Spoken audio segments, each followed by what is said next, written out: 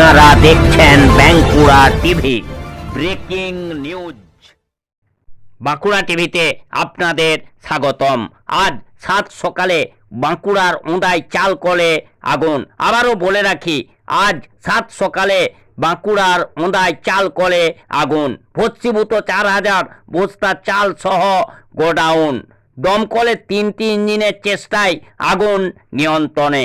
আগুনে পুড়ে ছাই চাল কলের সব সামগ্রী। অবশেষে বলে রাখি, বাঁকুড়ার ওঁদায় চাল কলে আগুন, তারই লাইভ সম্প্রচার সরাসরি দেখতে থাকুন। বাঁকুড়ার ওঁদায় চাল কলে আগুন, ভস্মীভূত 4000 বস্তা চাল সহ গোডাউন। দমকলের 3টি ইঞ্জিনের চেষ্টায় আগুন নিয়ন্ত্রণে। আগুনে পুড়ে ছাই চাল কলের সব সামগ্রী। আবারও বলে রাখি, বাঁকুড়ার ওঁদায় চাল কলে আগুন। প্রাথমিকভাবে মনে করা হচ্ছে শর্ট সার্কিট থেকেই এই আগুন লেগেছে। দেখতে থাকুন সেই এক্সক্লুসিভ ছবি।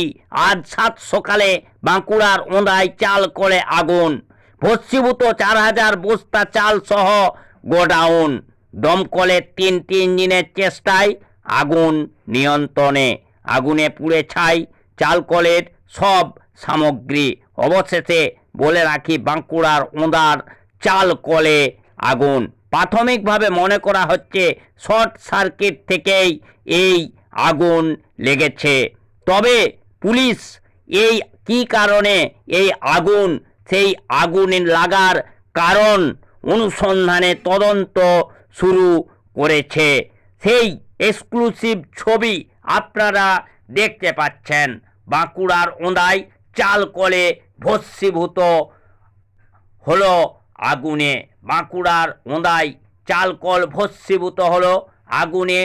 প্রায় 4000 বস্তা চাল সহ পুরো গোডাউন পুড়ে ছাই। দমকলের 3টি ইঞ্জিনের চেষ্টায় আগুন নিয়ন্ত্রণে। আগুনে পুড়ে ছাই চাল কলের সমস্ত সামগ্রী।